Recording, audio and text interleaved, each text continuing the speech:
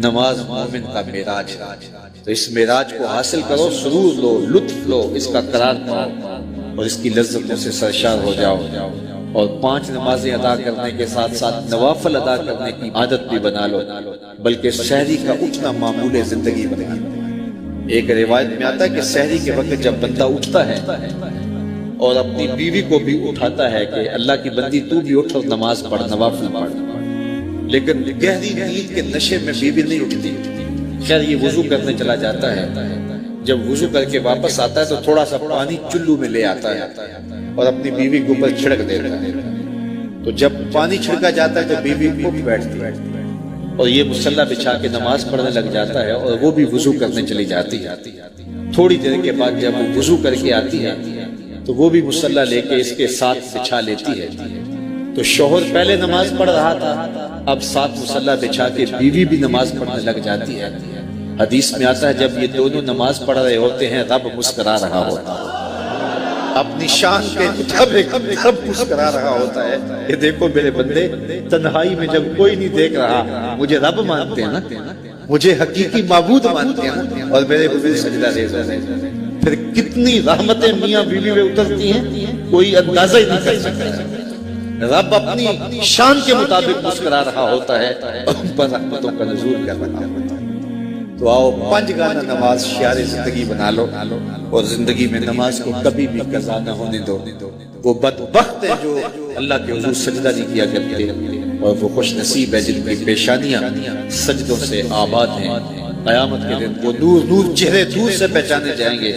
جو نماز کے خوگر ہیں، نماز کے عادی ہیں۔ آج اس مجلس میں میرا دل بھی، میری روح بھی، میری زبان بھی اور میرا رواں آپ سب کے لیے دعا گو ہے، اور آپ سب کے اعضاء ظاہری اور باطنی میرے لیے دعا گو ہوں، اور ہم سب مل کے امت کے لیے دعا گو ہوں۔ اللہ 5 گانا نماز کی توفیق عطا فرمائے، اور ہماری نسلوں میں بھی نماز کا دودھ باقی رہے، ہماری اولاد میں سے، ہماری نسلوں میں سے کوئی ایک شخص نماز کی دولت سے محروم نہ رہے۔ یہ سعادت مندی اس کے مقدر میں لکھ دی جائے اور اس کی زندگی کے اندر نماز کو شامل کر دیا جائے۔ اللہ آپ کو جزائے خیر عطا فرمائے۔ آج کہا جاتا ہے کہ اس طرح کی باتیں سنی جاتی ہیں کہ جو جذبات کو حرارت دیں، گرمی دیں، لیکن ہماری یہ ضرورت ہے، اس وقت تقریباً 90% طبقہ امت کا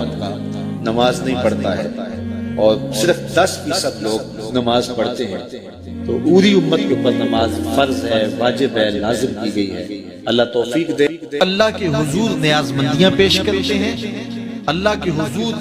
اپنی محبتیں پیش کرتے ہیں، کبھی مال خرچ کرتے ہیں،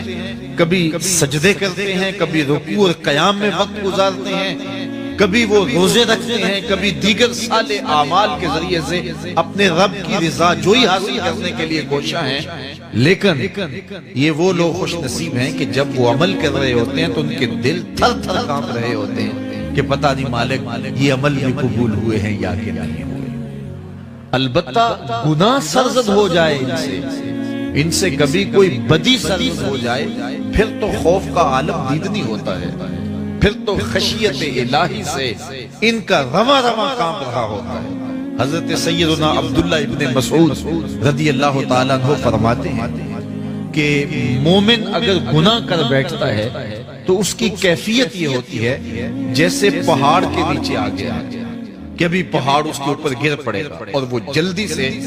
اپنے بچاؤ کی تدبیر کرتا ہے۔ تو گناہگار کی یہ کیفیت ہے جو مومن گناہگار ہے، جب وہ گناہ کر بیٹھتا ہے تو پھر وہ ڈرتا ہے، جلدی سے توبہ کرتا ہے، اللہ کو منانے کے لیے چیختا ہے، چلاتا ہے، ہاتھ جوڑتا ہے، معافیاں مانگتا ہے، سجدے کرتا ہے، آنکھوں سے آنسو چھم چھم ٹپکتے ہیں، مالک مجھ سے گناہ ہو گیا، میرا گناہ معاف کر دے۔ یہ مومن کی کیفیت ہے۔ وہ بے چین ہو جاتا ہے کہ اس کی تلافی کیسے ہو، مجھ کو معافی کیسے ملے، رب راضی کیسے ہو، میں اس کی نافرمانی کر چکا ہوں، اس کے حکم کو توڑ چکا ہوں۔ تو پھر وہ جلدی سے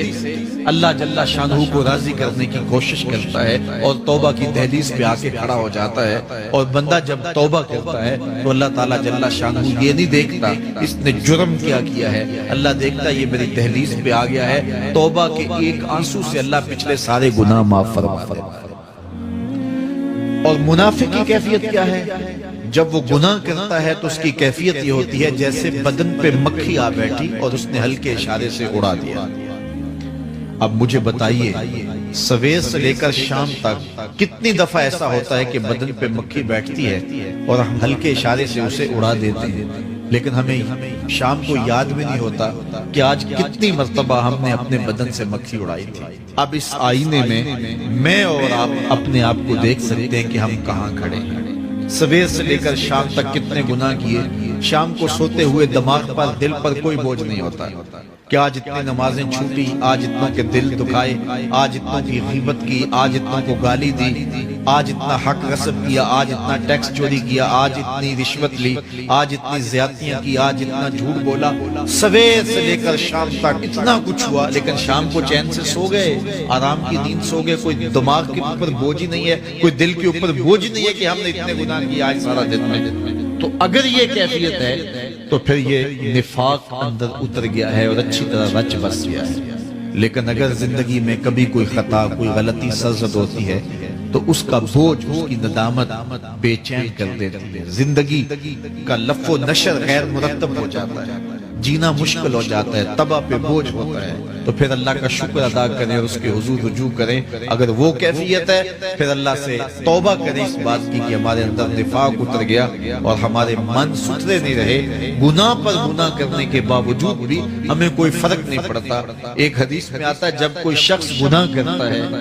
تو گناہ کرنے کی وجہ سے اس کے دل پر ایک سیاہ نقطہ لگ جاتا ہے،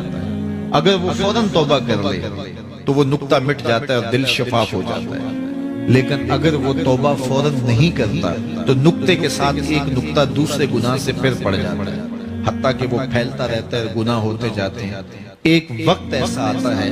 کہ پورا دل سیاہ ہو جاتا ہے، اور جب پورا دل سیاہ ہو جائے تو پھر گناہ اور نیکی میں کوئی فرق باقی نہیں رہتا۔ پھر انسان کی زندگی جو ہے وہ گناہوں کا مجموعہ بھی بن جائے تو اس کو کوئی فرق نہیں پڑتا۔ تو میں اور آپ اپنے اندر اتر کے دیکھیں، فرمایا گیا حاسبو قبل ان تحاسبو، اس سے قبل کہ تمہارا حساب کیا جائے اپنا حساب خود کرو۔ میں اور آپ اپنے آپ کو تولیں، ترازو کے دونوں پلڑوں کے اندر اپنے اعمال کو رکھیں، نیکیاں بھی رکھیں اور برائیاں بھی رکھیں،